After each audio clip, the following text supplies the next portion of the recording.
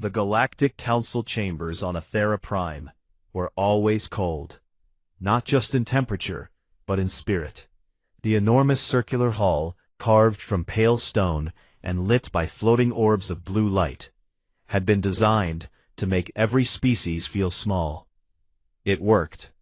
Even the tallest delegates looked like children standing beneath that vaulted ceiling. But Nate Caldwell had stopped feeling small a long time ago. He stood at the human podium, a plain metal stand compared to the ornate platforms given to the elder races. His gray suit was pressed and clean. His hands rested calmly at his sides. He was 58 years old, with deep lines around his eyes, and silver running through his dark hair. He had served as Earth's ambassador to the Galactic Council for 11 years, and before that, he had spent 2 decades in diplomatic service across human colony worlds. He had shaken hands with tyrants, shared meals with warlords, and talked desperate people away from terrible decisions. He had been insulted, threatened, and ignored more times than he could count. None of it showed on his face. He had learned a long time ago that the galaxy mistook calmness for weakness, and he had decided that was their problem, not his. The session had been going on for 3 hours. The matter was simple, or at least it should have been. A small agricultural world called Tessara, home to a quiet and peaceful species called the Omari, was dying. A fungal blight had wiped out 80% of their food crops in a single growing season. Famine had already begun. Children were starving. Human relief ships, loaded with food, seed stock, and medical supplies, had been ready to deliver aid within days. But the Valith Dominion, whose territory bordered Tessara, had refused to grant passage through their space. They claimed jurisdictional rights over the transit corridor and demanded that any aid shipments be inspected and approved by Valith Customs, a process that would take months and involve fees the Omari could never pay. Nate had brought the matter to the council floor, expecting at least some pushback against the Valith. He had presented the facts clearly. He had shown images of starving Omari families. He had outlined the timeline, how many would die for every week of delay. He had kept his voice steady and professional throughout. And then Zorath, the Dreth elder who served as council speaker, had called for a vote. The council sided with the Valith, 14-3. Only the Selenari and 2 minor species voted with humanity. The rest cited established jurisdictional tradition and respect for sovereign territorial processes.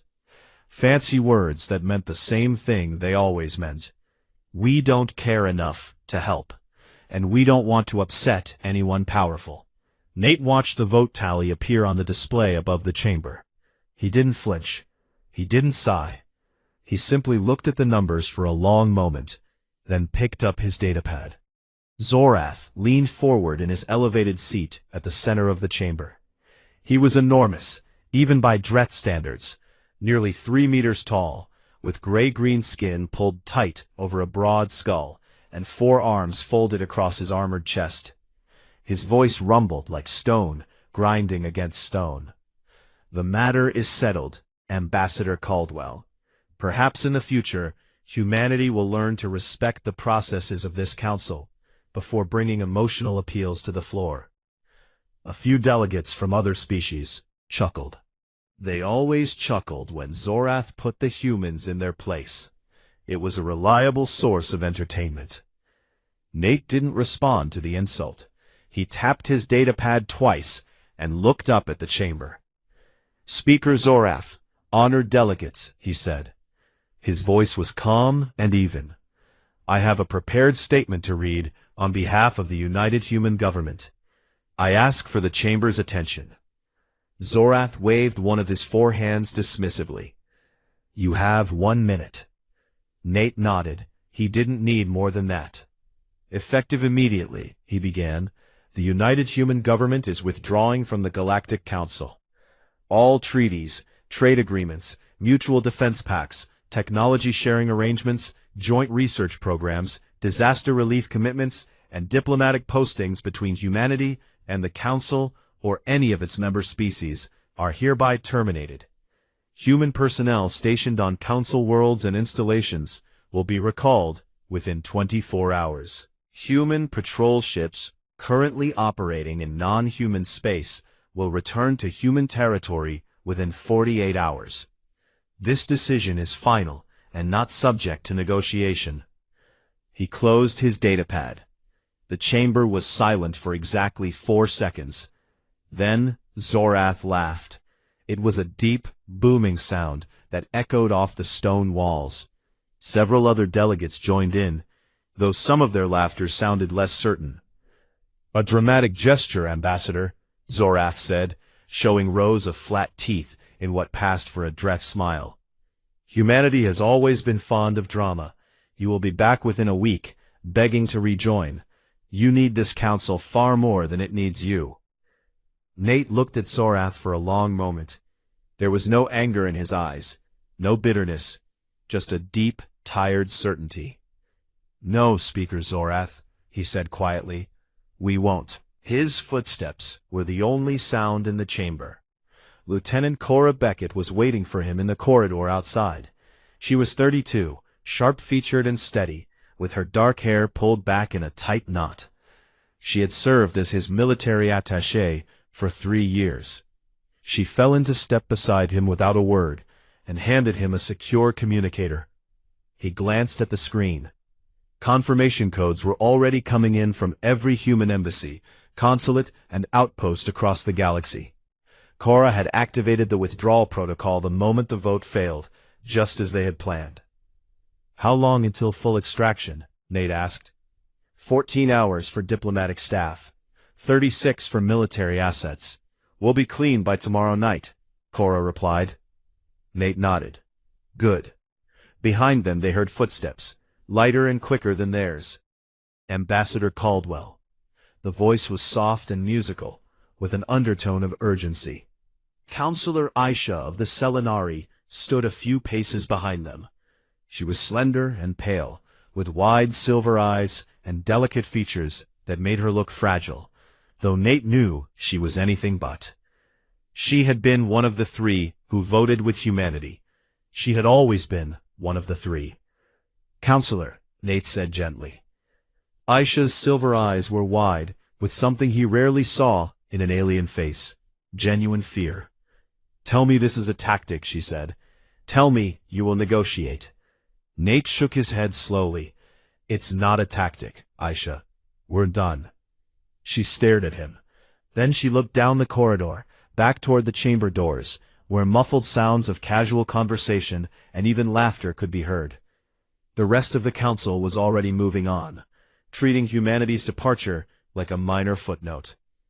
Aisha turned to her aide, a young Selenari standing nervously behind her, and said in a voice barely above a whisper, they weren't bluffing. And none of them understand what we just lost. 3 months passed, and the galaxy told itself that everything was fine. The elder races held their council sessions as usual. The Dreth congratulated themselves on finally being free of the noisy, emotional primates who had cluttered up the chamber with their complaints about fairness and justice.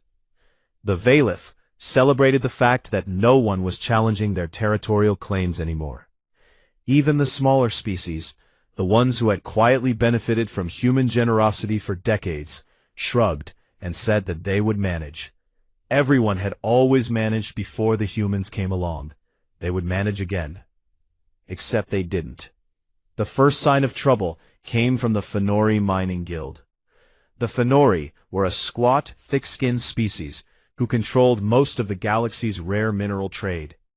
They dealt with dozens of species every day, buying and selling across language barriers that would have been impossible to cross without translation software. And that software, the universal translation system that every species used without thinking about it, had been built by humans. It had been designed, coded, updated, and maintained by human engineers for over 40 years, offered freely as a public service. Nobody had ever paid for it. Nobody had ever been asked to. It was just there, like air. And like air, Nobody thought about it until it was gone. 3 months after humanity's withdrawal, the software stopped updating. It didn't crash all at once. It just slowly became less accurate. New slang wasn't added. Dialect shifts weren't accounted for. Edge cases that human programmers used to fix within days now piled up into errors that made negotiations confusing, then difficult, then impossible. A Fenori trade deal with the Karathi Collective fell apart because the translation software rendered the word for partnership as something closer to surrender. Accusations flew. Trade Minister Grawl, a heavy-set Fenori with deep-set eyes and a permanent frown, spent an entire week trying to find someone, anyone, who could fix the translation system. He contacted the Dreth, the Valith, the Selenari. None of them had the expertise. The software was too complex, too deeply integrated into galactic communications. It had been a human creation from the ground up, and without humans, no one knew how to maintain it. Grawl submitted an urgent report to the Council.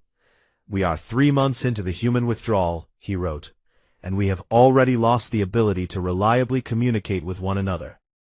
Zorath dismissed the report. "Find your own translators," he said. "The galaxy existed before the humans. It will exist after them." But the translation problem was only the beginning.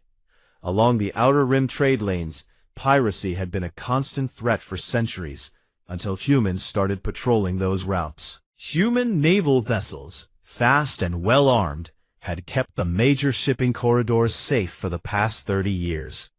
They did it without being asked, without compensation, and without recognition. Merchants from every species had grown used to traveling those lanes without fear, and most of them had forgotten why the lanes were safe in the first place. They assumed it was just the natural state of things. Within 6 weeks of humanity's withdrawal, pirate raids tripled. Within 10 weeks, they had increased by a factor of 5. Cargo ships were being hit daily. Entire convoys vanished. Insurance costs skyrocketed. Smaller trading companies went bankrupt. The Outer Rim, once a busy highway of galactic commerce, became a graveyard of burning hulls and desperate distress calls that no one answered. Captain Danny Herrera had once been one of the human freighter captains who ran supply routes through alien space. He was 41, broad-shouldered and easygoing, with a deep laugh and a reputation for helping anyone who needed it. He had pulled stranded alien ships out of debris fields, delivered emergency supplies to colonies that weren't even human, and once spent 3 days repairing a Fenori mining station's life support system with his own tools and spare parts. He never asked for thanks. He rarely got any. Now Danny ran Earth-only trade routes, hauling cargo between human colonies in the safety of human-patrolled space. His ship picked up alien distress calls every day. He heard them on his bridge, voices in a dozen languages, begging for help, reporting attacks, pleading for someone to respond.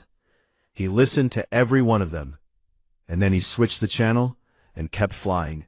His first mate, a young woman named Katie Marsh, asked him once if it bothered him. Danny was quiet for a long time. Then he said, "It bothers me every single day. But we spent 60 years helping them, and they spat in our faces for it. I'm not going to feel guilty for letting them figure it out on their own." Katie didn't ask again. On the Valith border, the consequences of blocking aid to Tessara were becoming impossible to ignore. The Omari famine had turned into a full collapse. Millions had died. The survivors had fled in every direction, and hundreds of thousands of refugees were now pressing against Valith space in makeshift ships and overloaded transports.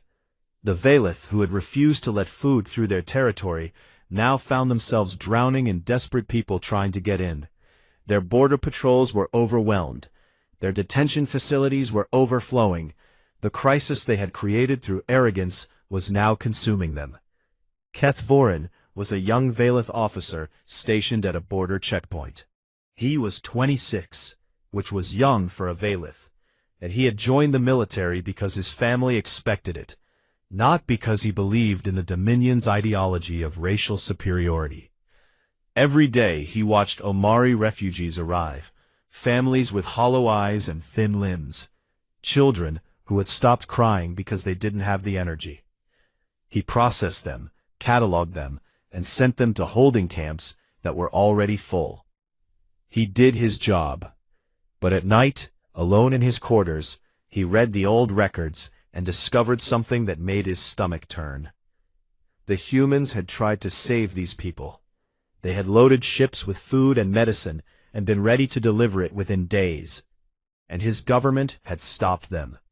His government had chosen pride over millions of lives, and the council had backed them up. Keth began keeping a private journal. He wrote down everything he saw, every death, every empty-eyed child, every transport that arrived too late. He didn't know what he would do with it yet, but he knew someone needed to remember. Back on the council floor, Zorath maintained his composure. He told the delegates that the difficulties were temporary. He called them adjustment pains.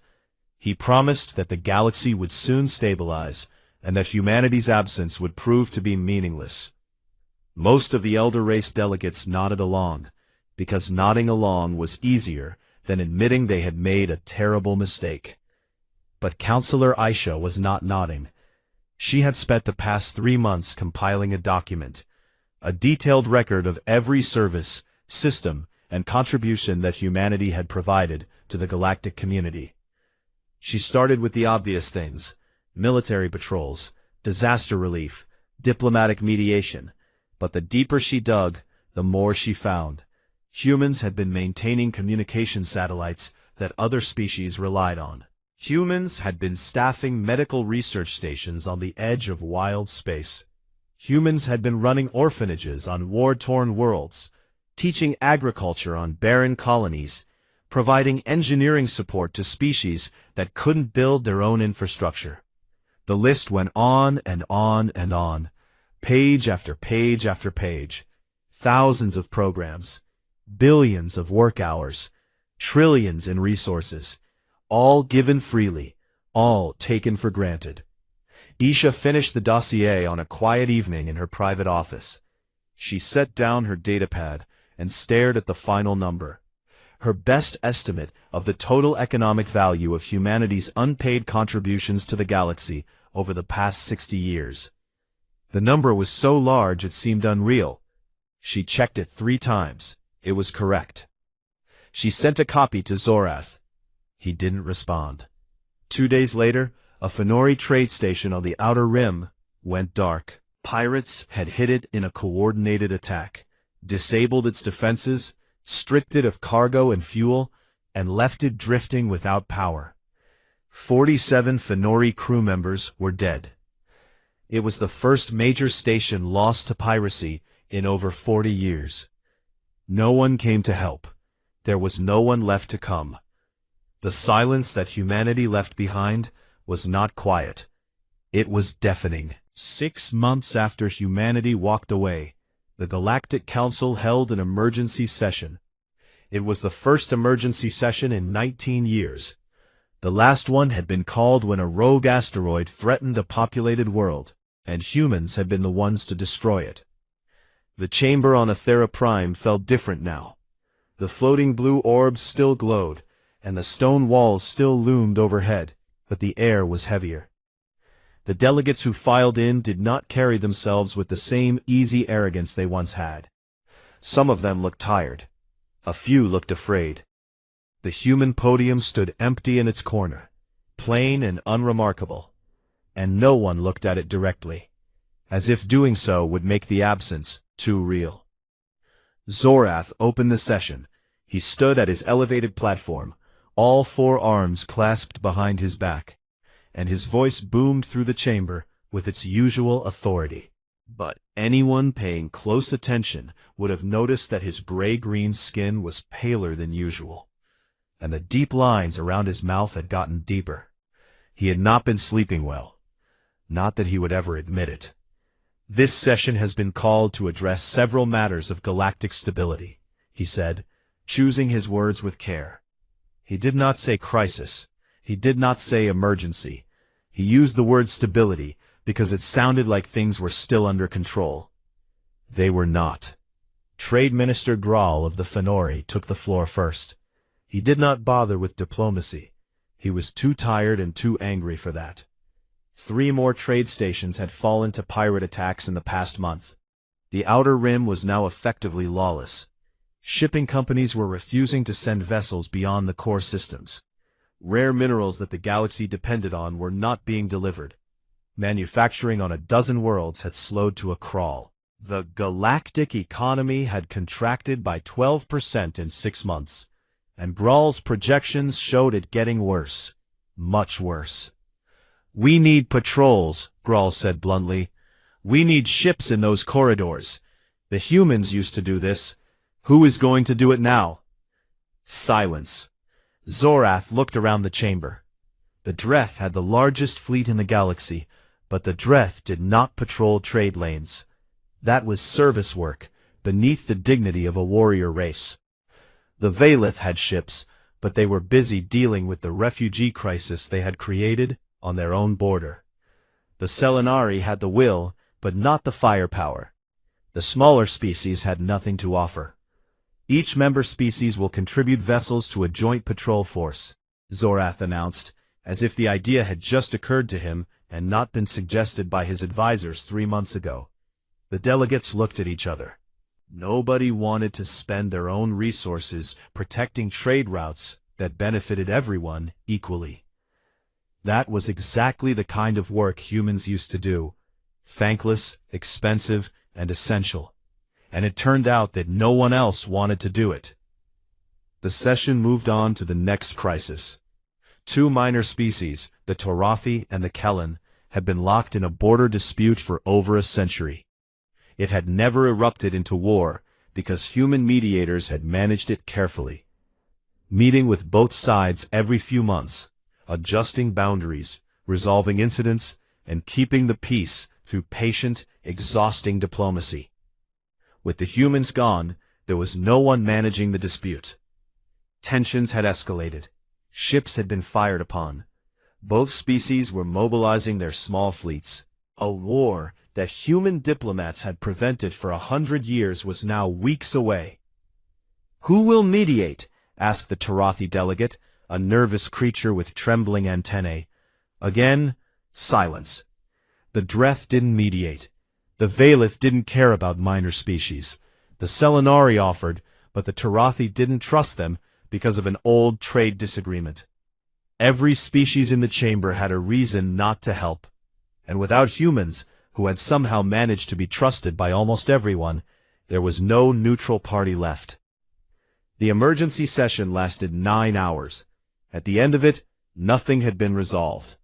Zorath had made promises and issued directives, but everyone knew they were empty. The elder races had spent centuries building a system where the hard, unglamorous work was done by someone else. That someone else was gone, and none of them knew how to fill the gap. None of them wanted to. Counselor Aisha sat through the entire session without speaking. She had sent her dossier to every delegate in the chamber. She knew most of them hadn't read it. She also knew that the ones who had read it were the ones who looked the most frightened. Meanwhile, on Earth and the human colony worlds, things were remarkably good. The withdrawal from the Galactic Council had freed up enormous resources. Ships that had been patrolling alien trade lanes were now protecting human shipping. Scientists who had been staffing joint research stations were now working in human laboratories. Engineers who had been building infrastructure on alien worlds were now upgrading human colonies. Money that had been poured into disaster relief for ungrateful species was now being invested in human education, healthcare, and technology. The results were immediate. Human shipyards expanded production by 30%. Medical researchers, no longer sharing their findings with species that mocked them, made 3 major breakthroughs in 6 months. A new cancer treatment, an improved faster-than-light drive, and a revolutionary energy storage system. Human colony worlds that had been underfunded for years received massive investment and began to flourish. For the first time in decades, humanity was building for itself instead of for everyone else. Admiral Pete Langston oversaw the military side of the transition. He was 61, tall and lean, with a shaved head and steady gray eyes that never seemed to blink. He had spent his career watching human ships protect aliens who didn't appreciate it, and he had obeyed every order without complaint. But when the withdrawal came, he moved with a speed and precision that surprised even his own staff. Within weeks, he had repositioned every human military asset into a defensive sphere around human territory. The perimeter was tight, efficient, and virtually impenetrable. No pirate fleet, no alien armada, no coalition of angry species could breach it. Humanity was safe, and for the first time in 60 years, its military was focused entirely on keeping it that way. Langston gave a brief interview to a human news network. When asked if he was worried about alien retaliation, he almost smiled. "They can't organize a patrol of their own trade lanes," he said. "They're not going to organize an invasion." On a quiet street in a small town in Colorado, Nate Caldwell lived a simple life. He had retired from diplomatic service the day he walked out of the council chamber. He bought a modest house with a view of the mountains, planted a garden, and spent his mornings reading and his afternoons on his porch. He followed the Galactic news feeds out of habit, watching the slow unraveling of the system he had spent his career trying to work within. It didn't bring him pleasure. It brought him a deep, heavy sadness, the kind that comes from seeing something you predicted and wished you were wrong about. His niece Maggie visited him on weekends. She was 26, with her uncle's calm eyes and her mother's stubborn jaw. She was an engineer, one of the best in her class, and she was working on the new energy storage systems that were transforming human industry. She was brilliant, confident, and completely uninterested in the Galactic Council or anything to do with alien politics. To her generation, the galaxy's problems were the galaxy's problems. One evening, sitting on the porch with cups of coffee going cold between them, Maggie asked Nate if he felt guilty about walking away. Nate looked out at the mountains for a long time. The sun was setting, painting the sky in shades of orange and red. "I spent 60 years of my life, my whole career, trying to help them," he said slowly, "because it was the right thing to do. And every single day they told us we were lesser. They took what we gave and they laughed at us for giving it. So no, Maggie, I don't feel guilty. You can't help people who punish you for helping." Maggie nodded. She didn't push it further. She could see the weight her uncle carried, even if he would never call it guilt. Far away, in his private chambers on Athera Prime, Zorath sat alone. The chamber was dark, except for the glow of a datapad on the table before him. He had finally opened Aisha's dossier. He had been avoiding it for months, dismissing it as Selinari sentimentality. But the emergency session had shaken something loose in him, a crack in the wall of certainty he had built around himself. He read it slowly, page after page, every human patrol route, every disaster relief mission, every agricultural program, medical outpost, orphanage, engineering project, translation update, diplomatic intervention, supply run, and rescue operation. Thousands upon thousands of entries spanning 6 decades. The numbers at the bottom of each section were staggering. The total at the end was almost incomprehensible. Zorath set down the datapad. He sat in the darkness for a very long time. And for the first time in his long life, the great Dreth Elder felt something he had never felt before. It took him a while to identify it, because it was so unfamiliar. 10 months after humanity walked away, the ships started coming.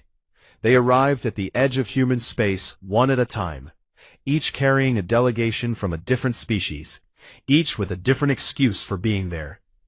The Fenori came first because they were the most practical.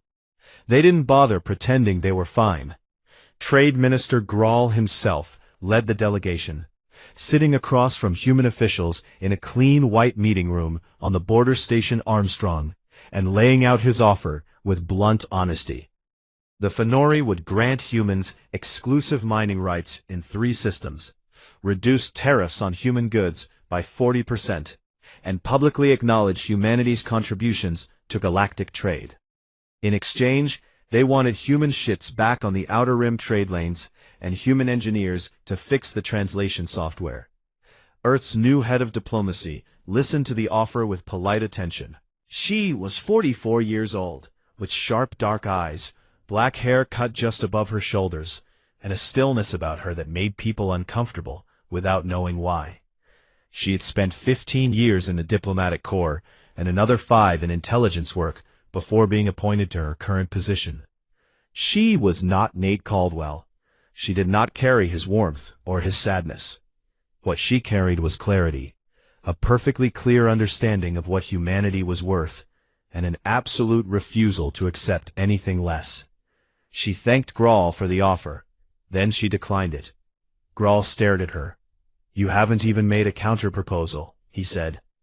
"Because the framework is wrong," Laura replied calmly. "You're offering us payment for services. That means you still see us as hired help. We're not interested in being hired. We're interested in being equal partners, or we're interested in nothing at all." Grawl left the station, looking shaken. He was not used to being refused by anyone, let alone so quietly. The minor species came next, the Omari survivors, the Tarathi, the Kelun, and a dozen others who had depended on human aid and protection. They didn't have much to offer. Most of them came simply to plead. Their delegates stood in the same white meeting room and spoke with raw desperation about collapsing economies, spreading disease, and wars they couldn't stop. Some of them cried. Laura listened to every one of them with respect, and she felt genuine pain for what they were going through. But she gave them all the same answer. "Humanity is willing to help," she told them, "but not under the old terms. We will not return to a system where we do the work and the council takes the credit. If you want our help, you'll need to build something new with us, something fair." The minor species didn't fully understand what she meant, but they left with more hope than they had arrived with. At least the humans hadn't shut the door completely. Then the Valith came, and that was a different matter entirely. The Valith delegation arrived in a warship, because the Valith did everything with a warship. Their envoy was a tall, rigid officer named Ambassador Dren. He had a narrow face, cold, blue-white skin, and the stiff bearing of someone who had been trained since birth to believe his species was superior to all others. He did not use the word please in his opening remarks. He did not acknowledge any fault on the part of the Valith Dominion. Instead, he framed the meeting as a strategic realignment discussion and proposed that humans resume their galactic duties in exchange for a formal recognition of service from the Valith. Essentially, a certificate saying that the Valith appreciated humanity's contributions. A certificate. A certificate. Laura looked at the certificate proposal on her datapad for a long moment. Then she looked up at Dren. "Ambassador," she said, "your government blocked food shipments to a starving world.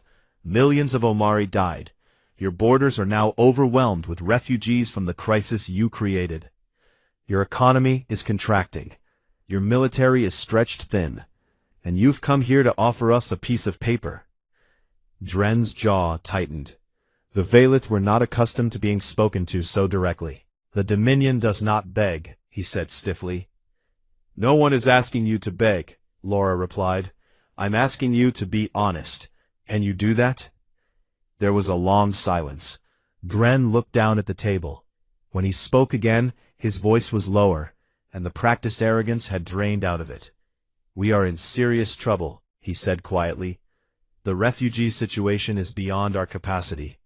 Our border forces are exhausted. Disease is spreading in the camps. We don't have the medical infrastructure to handle it. The Dominion—" He paused, as if the next words physically hurt. "The Dominion needs help." Laura nodded. Thank you for being honest, she said. That's a start. But a start isn't enough. Go back to your government. Tell them what equal partnership means. Then come back when you're ready to discuss it seriously. Dren left. He did not look like the same person who had arrived. While the alien delegations came and went, one visitor arrived at human space, not as an official delegate, but as an individual. Counselor Aisha of the Selenari had resigned her position on the Galactic Council. She boarded a civilian transport with no escort and no diplomatic credentials, and traveled to Earth. She didn't go to the capital. She didn't request a meeting with Laura Sato, or anyone in the government. She went to Colorado. Nate Caldwell was in his garden when she arrived. He was on his knees in the dirt, pulling weeds from around a row of tomato plants, when he heard a transport set down in the field behind his house. He looked up and saw Isha walking toward him across the grass. She was wearing simple clothes instead of her usual council robes, and she looked smaller without them. Older, tired. He stood up, brushed the dirt from his hands, and said, "You came a long way for a visit." "I came a long way for an honest conversation," she said. They sat on his porch. He made tea, real tea, from leaves he grew himself. The mountains stood quiet and enormous in the distance. For a while, neither of them spoke. They had known each other for over a decade, and had always respected each other, even across the vast gulf between their species. There was a trust between them that didn't need many words. "The council is dying, Nate," Isha said at last. "Not quickly, but it's dying.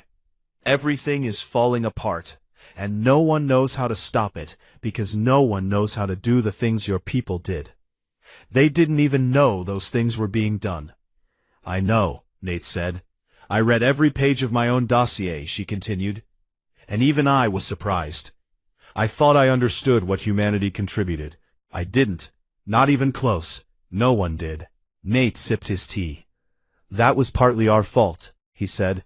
"We did it all so quietly. We never demanded recognition. We never said, 'Look at what we're doing for you.' We just did it because it needed doing. And when you do things quietly for long enough, people stop seeing it." Isha set down her cup. "What would it take to bring humanity back?" Nate looked at her for a long time. His eyes were kind but firm. "We're not coming back, Isha," he said.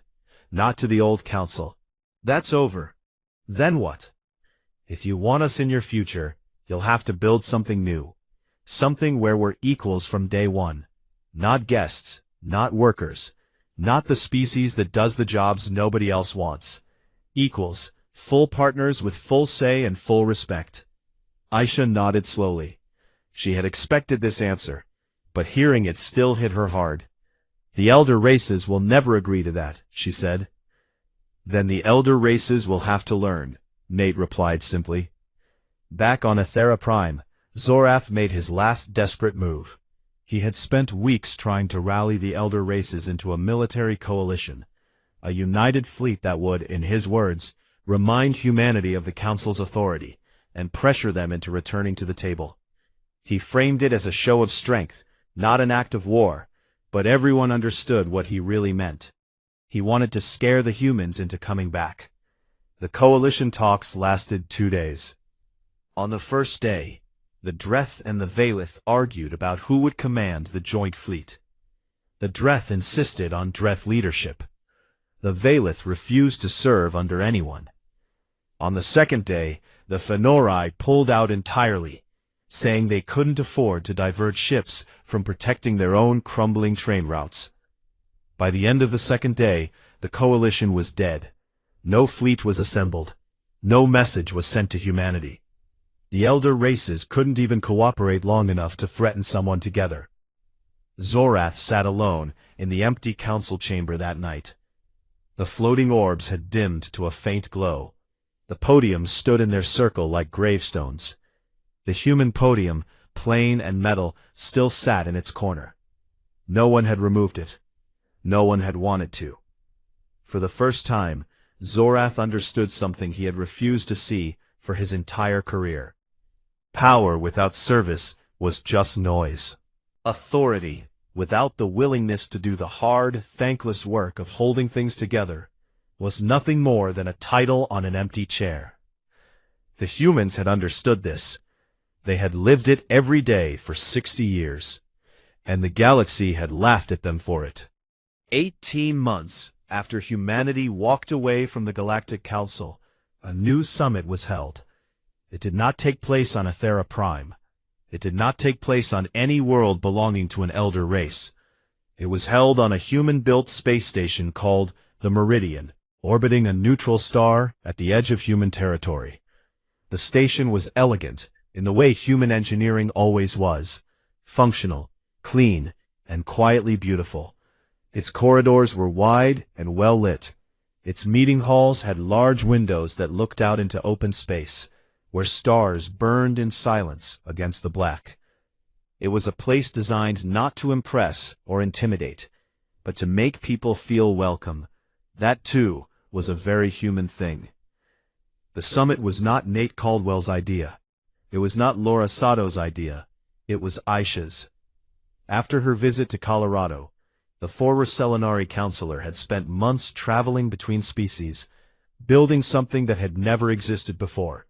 A coalition from the bottom up. She started with the minor species, the ones who had suffered most from humanity's absence.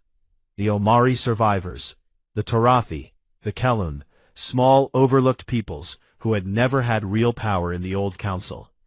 They were desperate and willing to try anything, and Aisha gave them something they had never been offered before, a seat at a table where their voice actually mattered.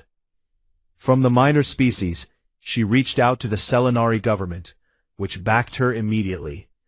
Then slowly and carefully, she approached the Fenori. Grawl was skeptical at first. He was a practical man, and he didn't believe in grand gestures. But Aisha showed him the numbers, what the galaxy was losing every month, what it would continue to lose, and what a genuine partnership with humanity could look like. Grawl studied the numbers, grunted, and said he would attend the summit. That was as close to enthusiasm as a Fenori ever got. The Valith were harder. Ambassador Dren had returned from his meeting with Laura Sato and delivered an honest report to his government. It had not been well received. The Dominion's ruling council had called him weak, stripped him of his rank, and appointed a harder diplomat in his place.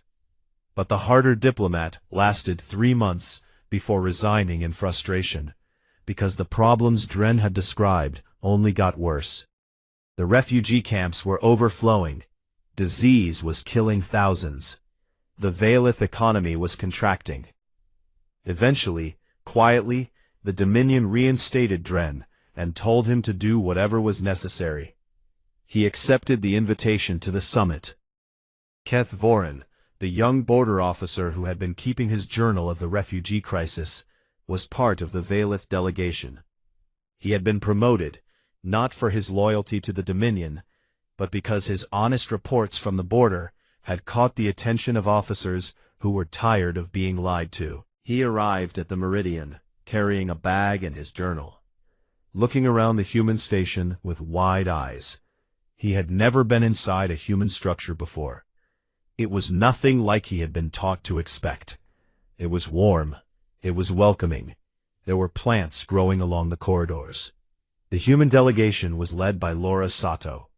She arrived with a team of diplomats, legal experts, and technical advisors, all of them prepared to negotiate in detail.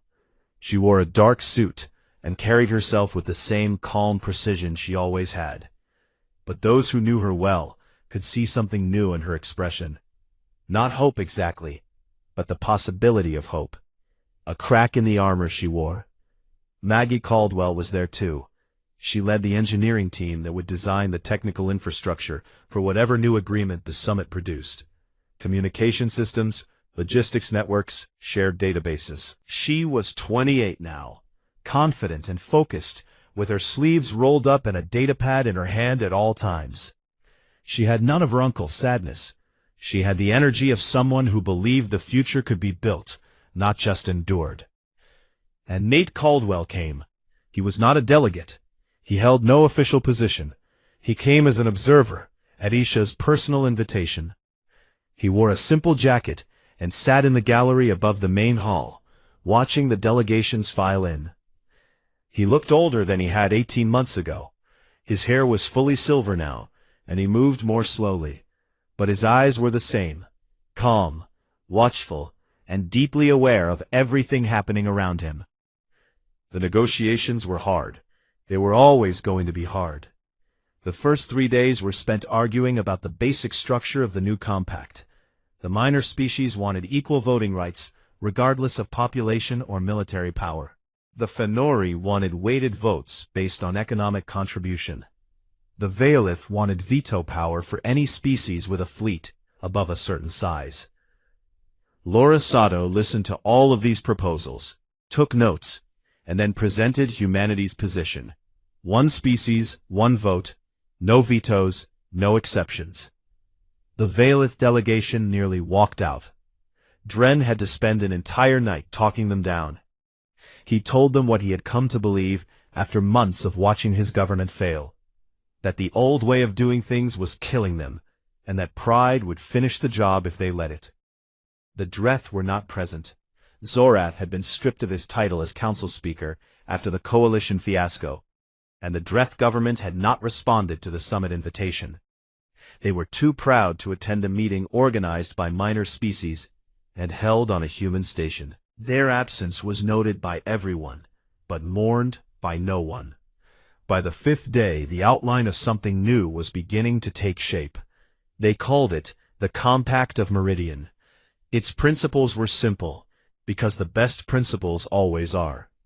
Every species would contribute to collective security according to its ability. Every species would have equal representation in decision-making. Aid and support would be shared freely, not as charity, but as mutual investment. No species would be expected to carry burdens that others refuse to share. The work of holding the galaxy together would be everyone's work, not just humanity's. Aisha presented the final draft to the assembled delegations on the 7th day. Her voice was steady, but those who knew her could hear the emotion underneath.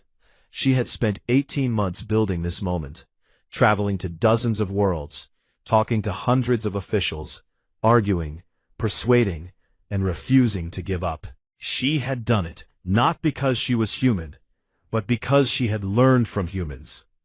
She had watched Nate Caldwell give everything he had to a galaxy that didn't deserve it, and she had decided that the galaxy needed to become worthy of what it had been given. The signing ceremony took place in the main hall of the Meridian, beneath the wide windows that looked out into space. Ships from dozens of species hung in the darkness outside. Fenori transports, Selenari cruisers, Tarathi scout ships, Kellen freighters, Omari civilian vessels, even a handful of Veilith warships. They had come from across the galaxy, and together they formed a fleet that was messy, uncoordinated, and beautiful. Each delegation signed the compact in turn. The minor species went first, because for the first time in galactic history, they were being put first. The Fenori signed with characteristic efficiency. The Veilith signed last, and Dren's hand shook slightly as he pressed his mark to the document. He looked up and met Laura Sato's eyes. She gave him a small nod. It wasn't forgiveness. It was acknowledgement. It was enough. After the ceremony, the hall filled with conversation and cautious celebration. Species that had never spoken to each other were talking. Nagy Caldwell was already in a corner with a group of Fenori and Selenari engineers, sketching out plans for the new shared communication network on her datapad, talking fast and drawing diagrams in the air with her hands. Katie Marsh, Danny Herrera's former first mate, had joined the diplomatic support team and was helping minor species delegates navigate the station. Even Keth Voren was there, standing by a window, looking out at the gathered ships and writing in his journal. Nate Caldwell stood at a viewport on the observation deck, away from the crowd. He was too old and too honest to make promises about the future. It will if they remember what it cost to get here, he said. Isha looked out at the gathered fleet. Dozens of species, hundreds of ships, all of them present by choice for the first time in galactic history. She thought about the empty Omari fields, the burning trade stations, the dead children in the refugee camps, and the long, terrible silence that had taught the galaxy what it should have known all along. "We remember," she said quietly. The Compact's first joint mission launched 2 weeks later. A combined fleet carrying food, medicine, and engineering teams to a struggling colony world on the Outer Rim. Human ships flew alongside Fenori transports and Selenari cruisers. Valith medical teams worked beside Omari volunteers. It was slow and clumsy, and nothing like the smooth, efficient operations humans had once run alone. But it was shared. It was equal. And it was real. Nate Caldwell heard about it on the news. He was sitting on his porch in Colorado, a cup of coffee in his hand, the morning air cool and sharp with the smell of pine. The mountains stood against a pale blue sky, enormous and patient, the way they had stood for millions of years before any species had ever looked up and wondered what lay beyond the stars. He read the report on his datapad. He saw the images, ships from a dozen species flying together, people of different worlds working side by side, a colony that had been dying, now receiving what it needed to live. It wasn't perfect. It was messy and uncertain and fragile, but it was a beginning. Nate smiled. He set down the datapad, leaned back in his chair, and watched the sun come up over the mountains.